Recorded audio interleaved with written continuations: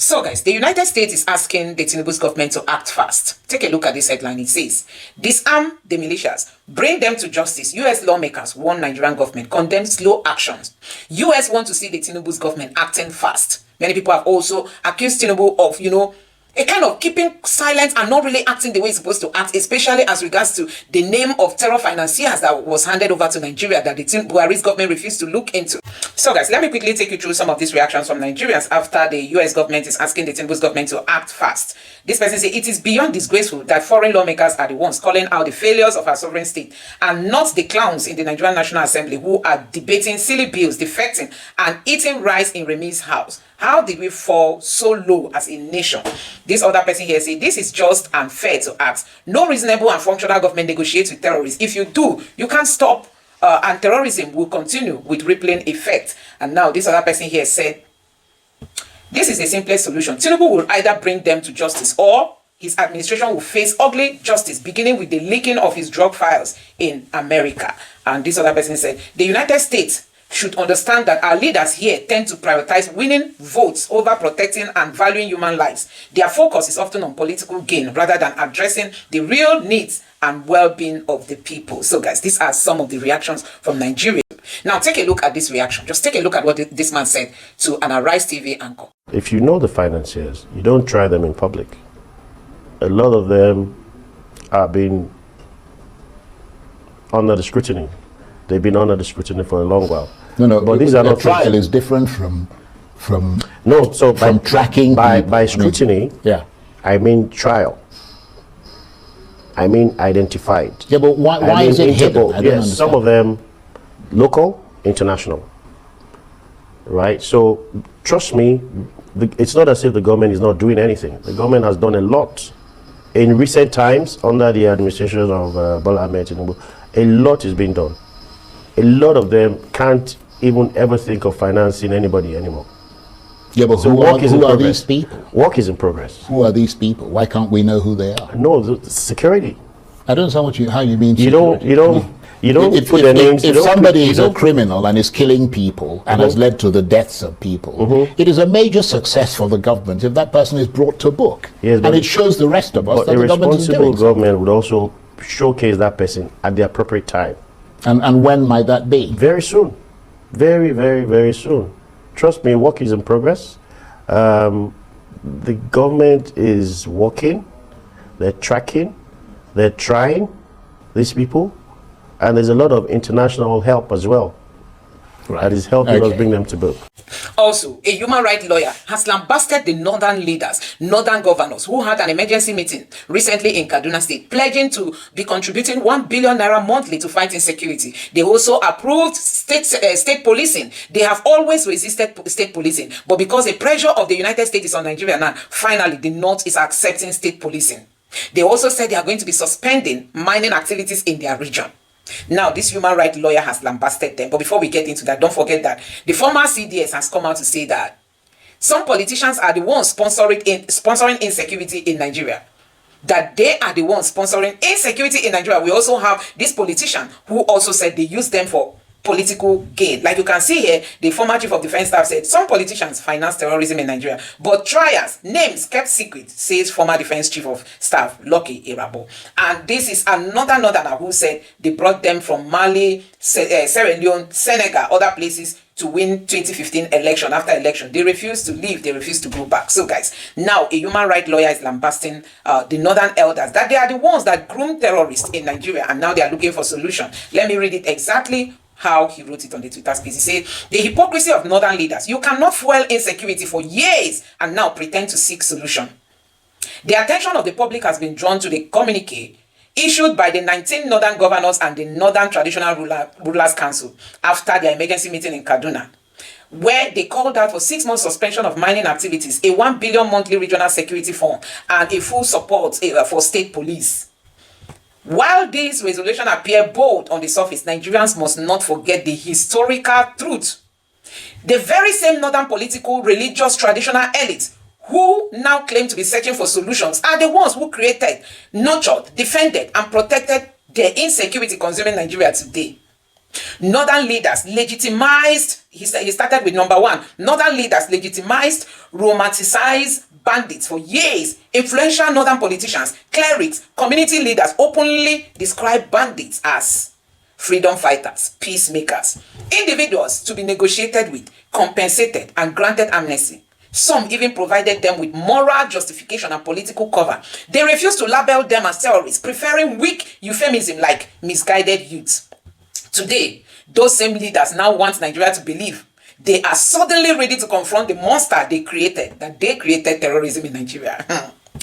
Number 2, the instability we face today did not start today. For over 2 decades, northern elites propagated, implemented, and institutionalized the Sharia criminal justice system in 12 states, created a dual unequal legal regime within a supposed secular republic under national cohesion, inspired radicalization and parallel loyalty structures. This deliberate political project fractured national unity and laid the foundation of today's extremism and lawlessness. Number 3, they weaponized poverty and refused to educate their children. Northern leaders also refused to prioritize basic education, allowed millions of out-of-school children, the highest in the world, weaponized poverty as a political tool, allowed ignorance, hunger, and unemployment to create the perfect breeding ground for banditry. Now, the same leaders who deliberately engineered mass illiteracy suddenly want billions deducted at source every month to fight insecurity. So guys, you can see.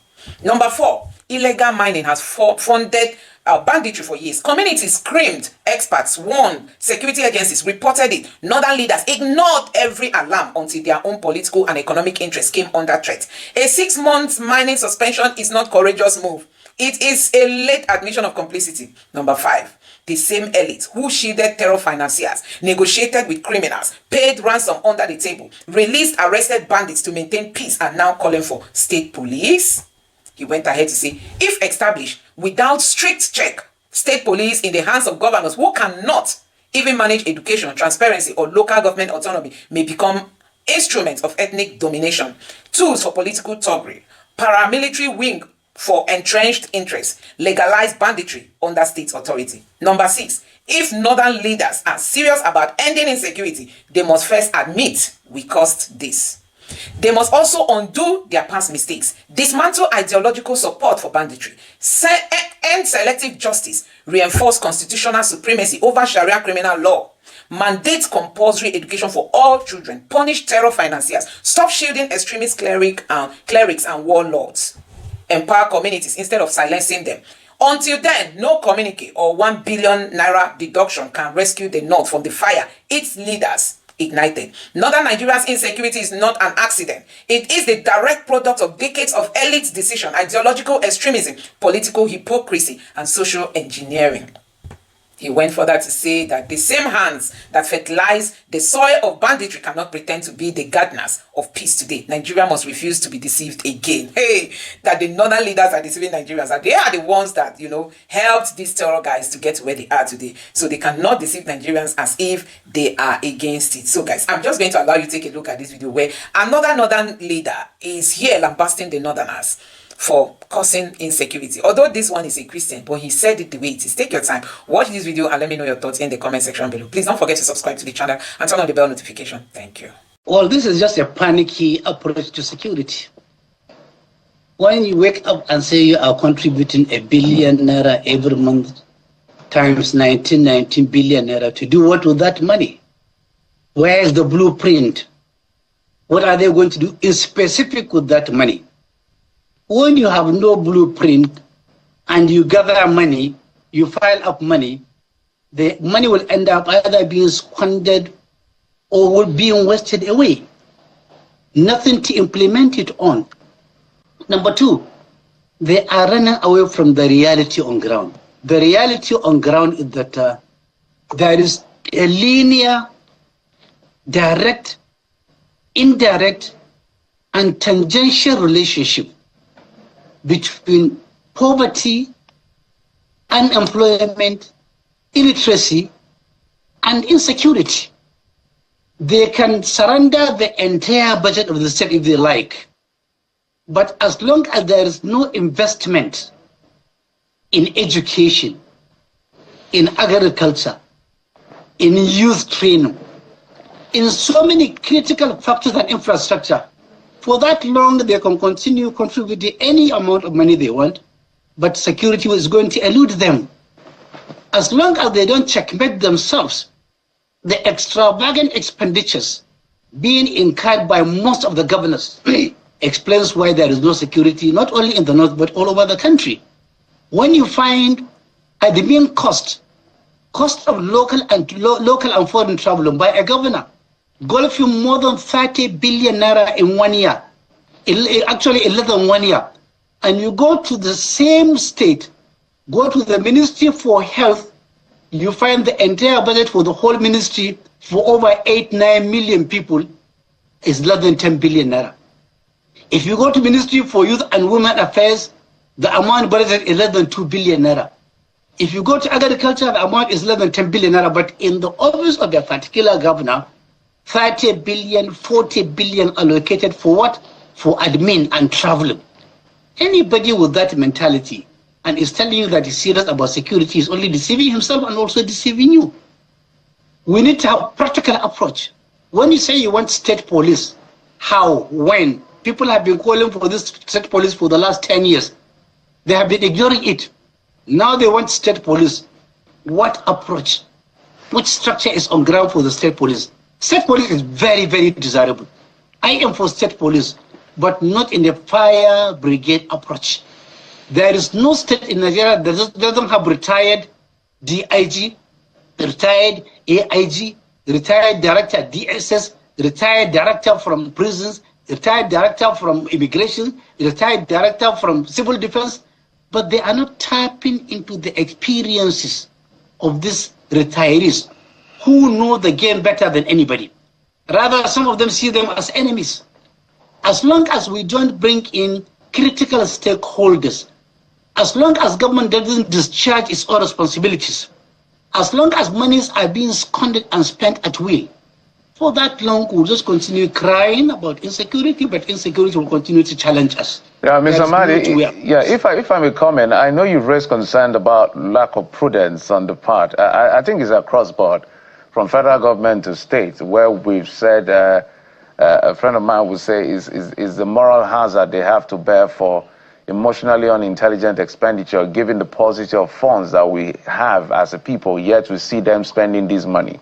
Where I'm going to with that is insecurity is biting really hard. So in terms of prioritization, don't you think that is an urgent situation that needs to be addressed? Then we can backtrack to these causative factors that you've listed, which are quite correct. The truth is that there has been total neglect in the past. People were complaining they are being ignored. At one time, in a certain state, only 10 local governments were under the hand of bandits. Today in that state, 20 local governments are gasping. They are under siege. They are under the control of bandits. If you take the entire north, northwest, northeast, north central, almost 60% have been run over by bandits. And surprisingly, when Katsina was under siege, Kanu and Jigawa folded their arms. And then they forgot about what is called the contagious effect theory. Now Kanu is affected. Jigawa is affected. When Zamfara was under siege, Sokoto and Kebbi folded their arms. Now Sokoto and Kebbi are under siege.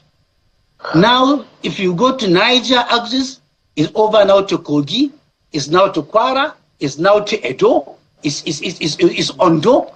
You see, it is just going on like a bushfire.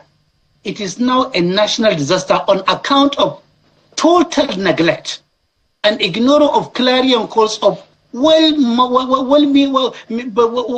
citizens who mean well were ignored. Voices were ignored. In a society where you find a government spending billions of naira to buy vehicles for traditional rulers, same vehicles that they cannot drive now on the highway. Most of them that go to Abuja or come to Kaduna or go to Lagos for a meeting, they go on chartered flights. They can never drive those limousine cars. In a society where you give priority for luxury, you abandon education, abandon agriculture, abandon healthcare, abandon youth unemployment is there in millions. that society can continue pretending. That society is entitled to pretend.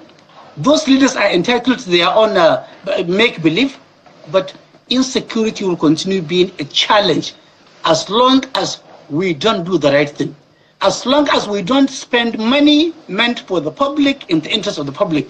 As long as we continue to personalize collective wealth of the nation by few people are holding the entire country to ransom. For example, Ned Nwako, not Nwodo, the senator, his committee said that they have discovered $306 billion, almost 484 trillion, questionable, doubtable, unaccounted for at NNPCL from 2017 to 2023. As if that was not enough, Senator Wadada, Chairman Senate Committee on Public Accounts, also said that 210 trillion need to be explained by NNPC. Just yesterday, day before yesterday, 17 trillion naira was spent by NNPC on what? On guiding pipeline at the rate of 1.5 trillion per month. A total of over 600 trillion naira is being questioned under just one organization. You have not gone to NPA, you have not gone to the NIMASA, you have not gone to Central Bank, you have not gone to so many organizations, FIRS, to find out the Kwandamania. Well, Mr. Madi, that is money that is more than enough to make everybody comfortable. Right. Money that's more than enough to even help other countries. Is money being personalized by few people that are breaching the trust of the public. Well, quite a number of issues you have raised, Mr. Madi, and you sort of focused on, government spending, use of public resources. You also talked about investing in education, agriculture, and youth development. Interestingly, these are the things being targeted by the terrorists. Education, schools being attacked, students being abducted, agriculture as well, farmlands being targeted, youth, a lot of these youths being recruited into the terrorist or bandit cells. So almost as though they are targeting what government should be doing and harnessing that for their own nefarious activities. But fundamentally, Mr. Madi, I want you to speak to this point because one of our guests earlier on talked about, the advent of terrorism, 1980, Metasini, and all of that, and how it has built up. In fact, he referenced, and I believe, Bauchi State Governor about 6 years ago, where he was talking about, the movement of people, how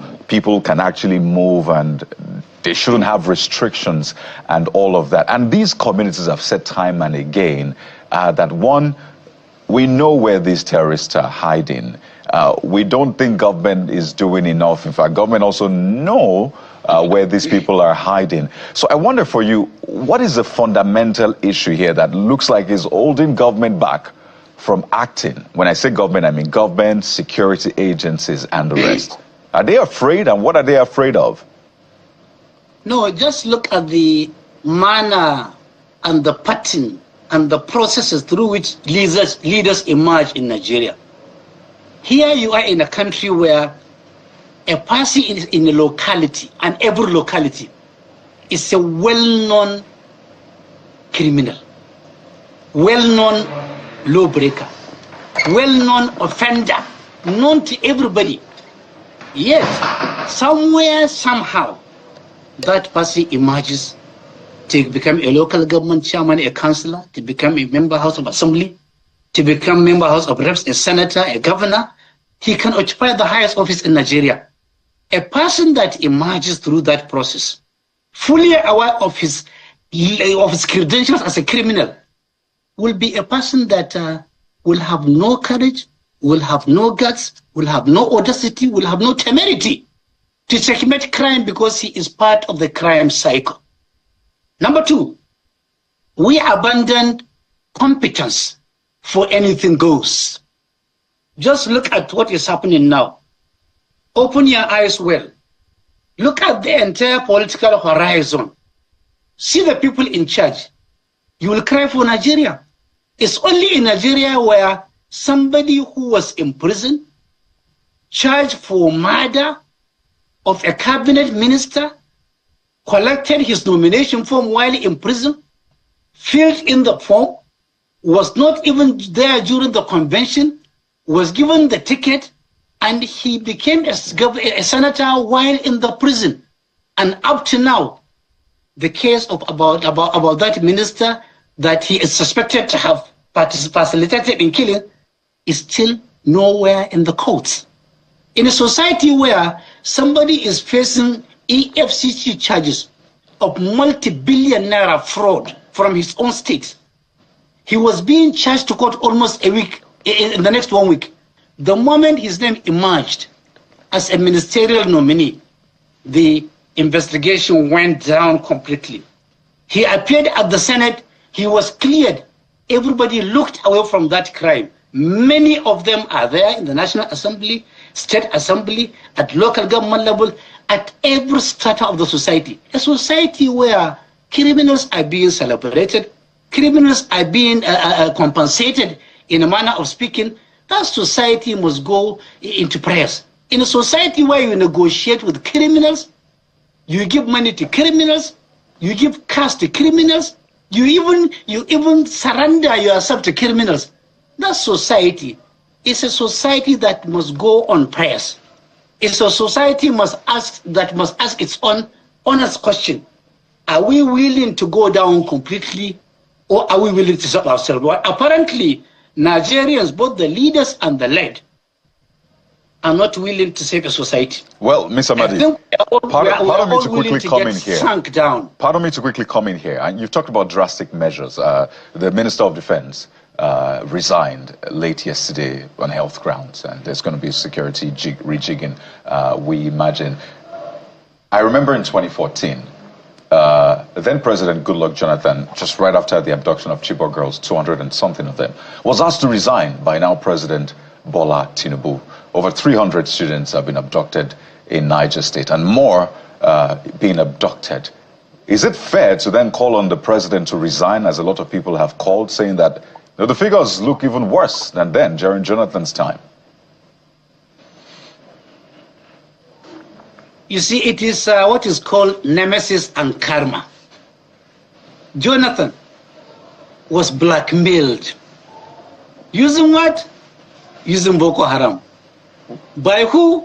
By desperate politicians who are out for power at all costs. They were all over. They went to America, they went everywhere. They want Jonathan what? Removed. Jonathan, being a gentleman, fully aware that he was being blackmailed, went and even congratulated Buhari. He stepped aside. 10 years down the line, Jonathan must be laughing in his private bedroom now. 10 years down the line, Jonathan will feel vindicated now. 10 years along the line, they are reaping exactly what they sow, that of blackmail, that of hate, that of desperation for power that they planted 10 years ago, they are now harvesting. It is karma at play, it is nemesis at play. The same politician now that are running helter-skelter, contributing $1 billion naira, spending trillions of naira, buying drones, are the same people that blackmailed Jonathan. Therefore, it is a warning that every day could be for the thief, one day could be for the honor. You can continue to blackmail, you can continue to intimidate, you can continue to arrest, you can continue to pretend, but a harvest day always awaits the pretenders, the blackmailers, and the intimidators. This is the rule of God. This is the law of God.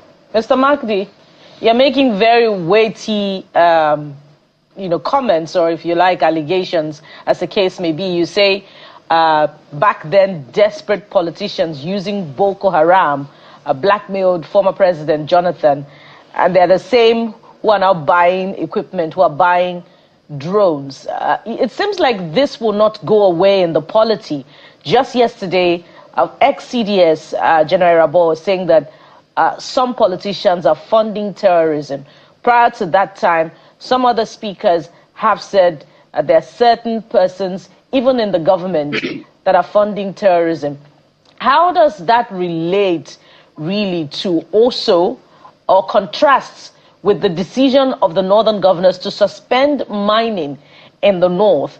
And we've heard, also that some foreign nationals are also fueling banditry in Nigeria's north. How does this all tie together? See, let them give you the list of people they granted the mining license. If you see the list, you will cry. I have the list up to 2024. I don't have that up to 2025, but if you look at the characters and the characterization of the people given the license for mining, your mouth will drop. If you travel to Dubai airport, Dubai, they have no gold at all. In the entire space of Dubai, there is no single deposit of gold. But now Dubai is a heaven for gold. And the 65% of the gold going to Dubai is coming from Africa. Of the 65%, 42 comes from Nigeria. Go to Dubai airport, go to the declaration desk and see how raw gold is being declared for entry into Dubai. It's not illegal. You can take any quantum of gold, especially if it is raw, to Dubai, and you will have your dollar paid to you there instantly and instantaneously. Therefore, it is not the mining. They would never suspend mining. The owners of mining license are more powerful than the owners of oil wells in the south. They are powerful. So guys, let me quickly take you through some of the reactions on this headline. The USA disarmed the militias, bring them to justice. US lawmakers warn Nigerian government, condemn slow action, that the Tinubu's government is not acting fast. And many Nigerians have reacted. Like, let me take you through some of these reactions. This person said the same way they cover and shielded ballot box snatchers, vote buyers and riggers, armed thugs, disrupting election, year in, year out. Even when the law is against it, government can never hold anybody to account. Evil continue to grow because it benefits them. Yet they claim to love Nigeria. I mean, this is really it. And this person said Nigerian government shouldn't stop at disarming the terrorists. They should send the bodies of demons to God for outright judgment. There is no need to rehabilitate the people that have wasted innocent souls, including their own security agents. And this person said the United States should understand that our leaders tend to prioritize winning votes over protecting and value human lives. Their focus is often on political gain rather than addressing the real need and well-being of the people. I think this makes a lot of sense. This is the simplest solution. Tinubu will either bring them to justice or his administration will face ugly justice beginning with the leaking of his drug files in America. This one says the Senate should also do the necessary by expunging the Sharia law. Sharia is the main feeder. Is the main feeder route to radicalize the youth and turn them into terrorists.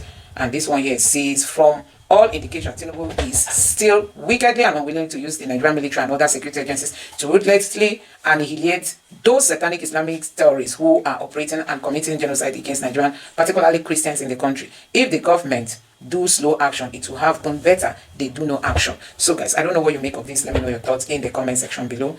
This other person here said, it is beyond disgrace that foreign lawmakers are the ones calling out the failure of our sovereign state, and not the clowns in the National Assembly, Nigerian National Assemblies, who are debating silly bills, defecting and eating rice in Remini's house. How did we fall so low as a nation? Intrusion into our internal affairs. The United States has absolutely no right to dictate to us how we should live. Even govern us, especially, or practice our faith as Nigerians. Nigeria is a sovereign nation with our own constitution, democratic institution, cultural value, and legal framework.